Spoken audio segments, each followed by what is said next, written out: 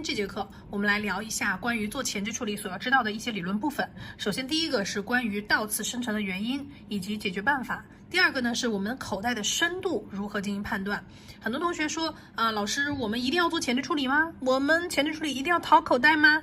我们每个人的口袋深度是怎么进行判断的？今天我们在这节理论部分先去做一个初步的了解，这样的话我们在实操的过程中就可以避免我们在操作过程中由于不懂理论和原因导致的实操失误。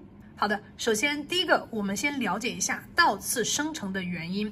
倒刺它分为2个阶段，什么阶段？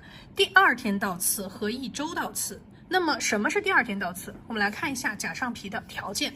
来，首先像这个手，我们可以看到，假上皮原本它没有做前置处理之前是什么样状态？它是紧紧的抓在甲面上的一个状态，是不是？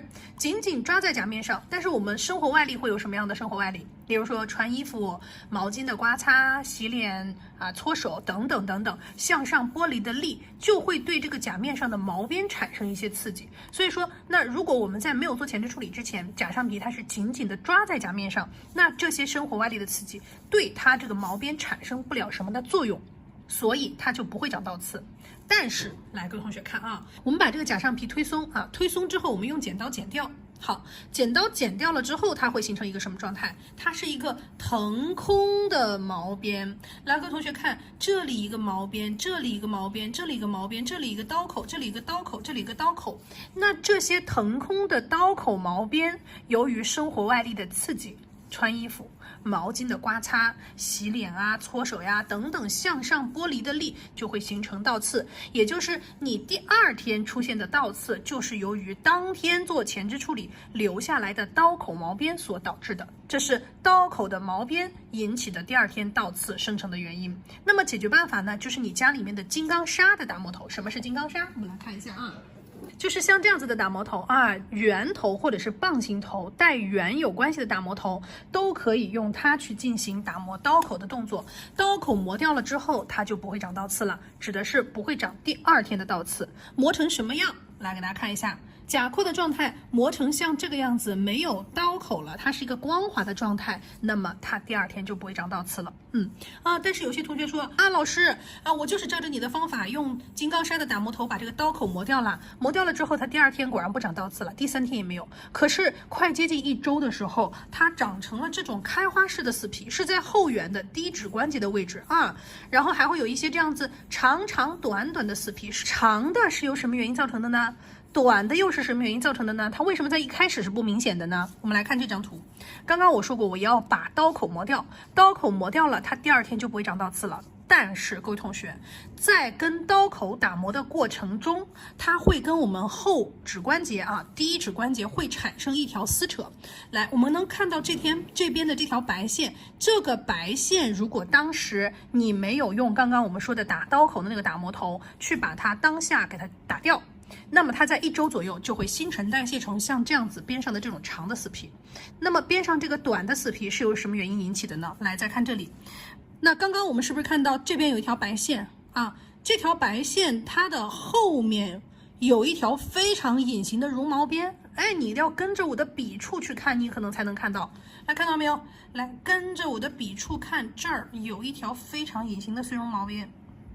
你打完刀口之后，它一定会跟后方产生一条撕扯，但是这条撕扯你当下有可能是看不清楚的，这就牵扯到抛光了。抛光有2种技法，一种呢叫做金刚砂抛光，一种呢叫做硅胶头抛光。金刚砂打磨或者是抛光只是限于我们当时看得见的这种碎绒毛，我们把它打掉，你用棒形头打，用圆形头打都可以，或者是用这种宽胖头打都可以。把这种磨掉了之后，它基本上它不太会长倒刺了。但是如果有一些碎绒毛你没有看到的情况下，需要用硅胶头，因为它更加细，是越细的绒毛线我们要用越细的打磨头。硅胶头整体的一个系列都比金刚砂要细，那像这种就要用金刚砂，像这种看不见的这种碎绒毛，你用硅胶头的效果会更好所以这个硅胶头要不要用，取决于你当下你觉得你这个前置处理要不要跟其他的这个美甲店周围的美甲店产生一些差异。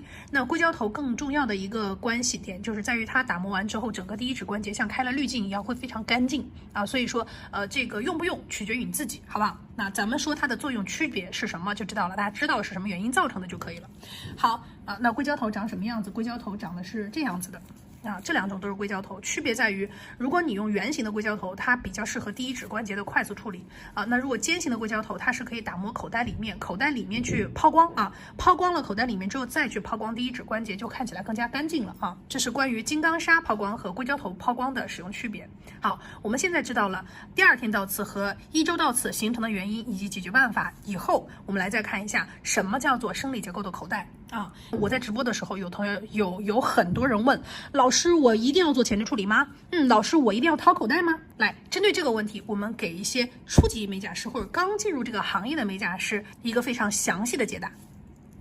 好，首先我们来先讲第一个问题，我们为什么要进行前置处理这个动作？那好，例如说有这样一个客户来找你做美甲，那美甲，首先第一个要美观，那你认为它美观吗？它边上都是爆刺都是这个皮肤都是边缘都是粗糙的，边上都是爆刺或者说是这种老茧，你觉得它美观吗？它不美观，所以我们要进行美化处理。美化处理是什么呀？要把它这个老茧、硬茧给它去剪掉，剪掉了之后呢，我们后缘变成了一个半张口状态的口袋。口袋在哪里？这里就牵扯到一个概念，叫做安全线，还有一个概念叫做什么？口袋的深度。来，首先第一个安全线是哪里？我来给大家看这张图。你看前面这个位置叫做甲上皮，后面这个位置叫做甲廓。甲上皮和甲廓它们分别待的区域是不一样的。甲上皮它是粘在甲面上的，而甲廓后面布满了丰富的毛细血管和神经。那甲上皮包裹住甲廓，延伸到我们的甲面上，形成了我们现在看到的状态。甲廓与甲上皮之间有一条非常隐形的区域分界线，这条区域的分界线它的名字就叫做安全线。安全线，顾名思义，它是不是起到安全的指导范围？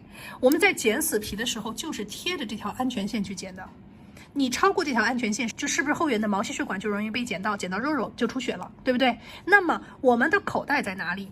在安全线的后方12点位，这是不是12点位？这边是9点位，这边是3点位，对不对？这是12点位。好，安全线的12点位方向往后大概有一个1毫米的区间，1毫米的区间就是我们生理结构的口袋范围，也就是你把这个甲上皮推松了之后，剪掉甲上皮，我们的口袋自然而然就是在这里。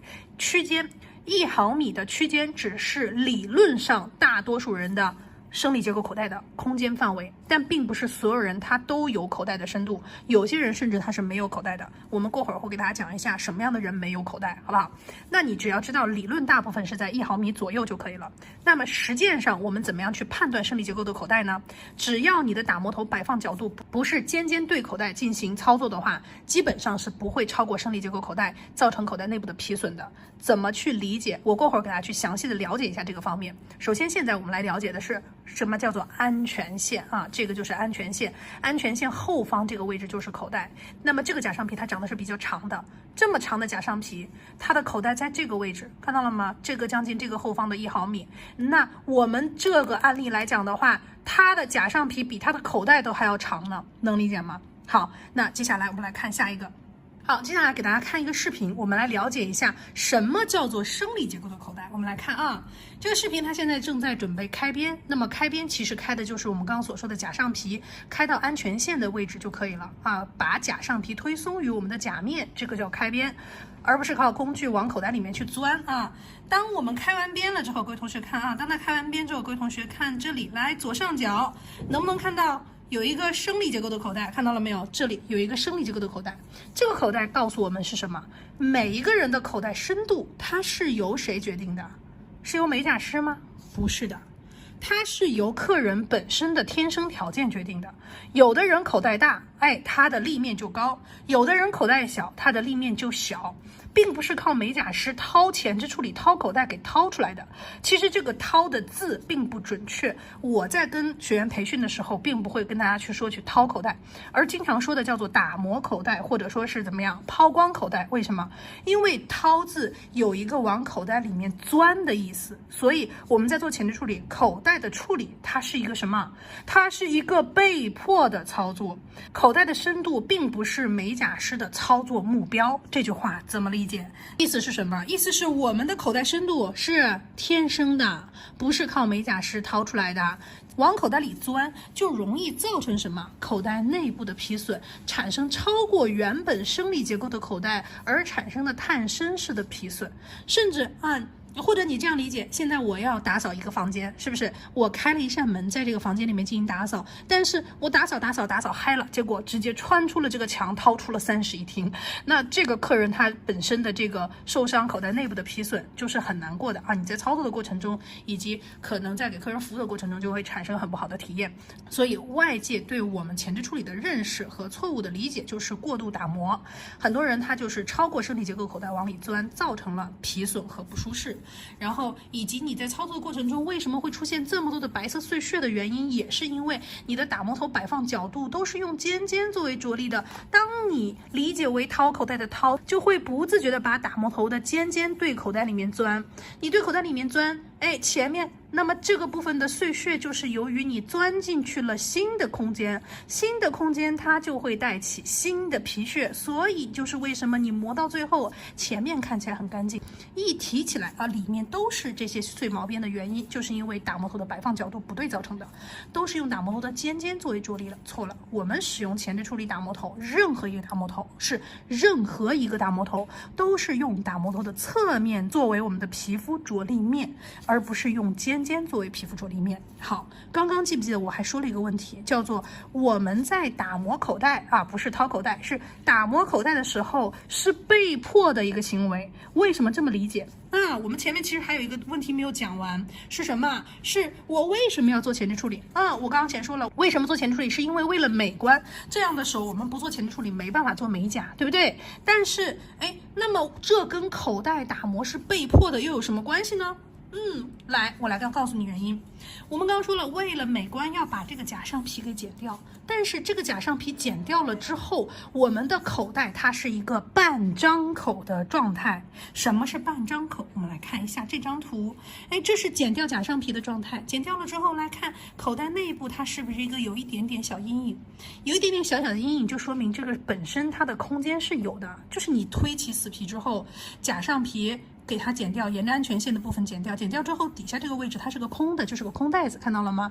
但是这个时候的空袋子并没有去特别的处理它，而这个空袋子的周围边缘充斥了非常多的毛边，甚至有很多的白色碎屑以及夹层皮。我们不得已而为之，要将这些口袋内部的夹层皮白色碎屑或者以及甲面边上的一些白色的角质给它进行打磨处理，让我们的刀口抚平，以及第一指关节给它抛光，让它不长倒刺。这是我们为什么要做前置处理的原因，因为我们要在做美甲之前给它把这些皮肤给它进行老旧角质的去除和美化。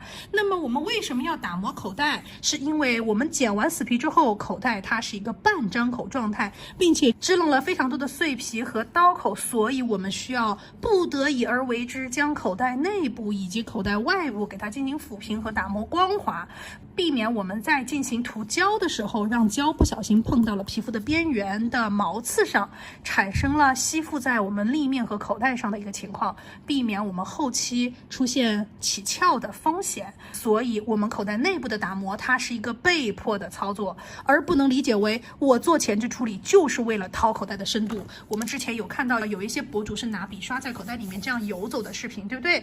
那个只能说明当下这个博主的顾客他的口袋条件是相对来说比较好的，然后这个博主的技术也是比较 OK 的，然后让它出现了一个口袋内部感觉很深的一个效果。但是各位同学记住了，但是我们国内小姐姐的皮肤不是每个人都能操作以口袋深度为操作标准的操作的。如果你操作前置处理是以客人的口袋深度为操作标准，就会容易超过我们前面说的超过生理结构的口袋，而造成口袋内部的皮损。因为我们每个人的口袋大小是不一样的，如果这个人的口袋大，那么我的立式的空间线就大，我的立面就高。如果这个人的他的口袋相对来说比较小，皮肤肤也比较薄，那我的串联的空间线的效果就比较弱，那我的口袋相对来说没有那么的高，但并不代表它没有啊。那么接下来我再跟大家说一下关于立面。那有些同学说啊，老师你为什么不先推起立面再剪死皮呢？因为我的立面和你的立面不是一个概念，因为俄麦在推广这个俄式前置处理，在国内已经好多年了，对吧？那么关于立面的推广也是大家都被接受了很多，可是传着传着，大家就传的不一样了啊！你们所理解的立面叫做推死皮啊，推起死皮的时候，那个死皮被推立起来了，然后你剪刀把它给剪掉，是不是？但是我们的立面，俄式的立面，其实指的是我的前置处理完结了以后，我的立面从哪里算？从拐点到后甲廓，整个全部都立起来，像这个样子啊，像这个样子，全都立起来了，它叫做立面，能理解吗？所以我们的立面是理解是不一样的。你说的那个立面其实指的是推死皮，死皮推起来了以后，剪刀一剪，啪，它又趴下来了，对不对？但是咱们说的这个立面呢，是最终结束了之后，它是完全立起来的，它就不趴下来了，理解吗？啊。好的，接下来我们来看一下什么样的口袋我们是有空间的，什么样的口袋是没有空间的，我们不建议给它去做比较偏俄式的前置处理啊。例如说像这个口袋啊，这个皮肤我们能够看到它的甲上皮后缘的安全线是不整齐的，你看它是这个样子的，就说它没有。就是说它没有完整的甲廓，能理解吗？所以我们对于这种手只需要把这个甲上皮给怎么样剪掉，干的部分给它推起来，给它剪掉，然后把刀口过掉就可以了。所以这种我们只需要考虑到它当下的这个手的这个干净，它只是一个美化，前置处理它只是一个美化的动作，能理解吗？只要比当下好就可以了。还有一些人啊，例如说你再去推这个死皮的时候啊，比方讲啊，我们打比方说以这个手为例啊，那我们以这个为例，它的假如说这个甲上皮也比较窄，然后甲面和整个皮肤啊都是相对来说比较薄的，然后它用钢推一借力这个边缘想要把它推起来，但是我稍微一借力甲面我稍微一借助于甲面借力，这个甲面就直接往下陷了，那就说明本身它的口袋就很小。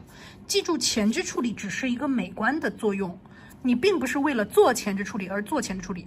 有一些人口袋特别的小，然后他的皮肤也非常的细腻，然后皮肤边缘它没有任何多余的皮刺，整个皮肤都属于那种很软很水的，然后客人疼痛度它也比较高，也敏感，那种就不用做前置处理了，因为本身他手一伸出来都是很干净的状态，客人也不是特别接受，或者说是敏感度比较高那你不做有没有关系？也没有关系，征求客人的同意，跟客人去说明白，这个一个良性的沟通就可以了。简单的你也可以给他用日式的湿处理去处理一下这个边边，把它剪掉也行的啊。所以说前置处理我们的主要作用或主要的目标是什么？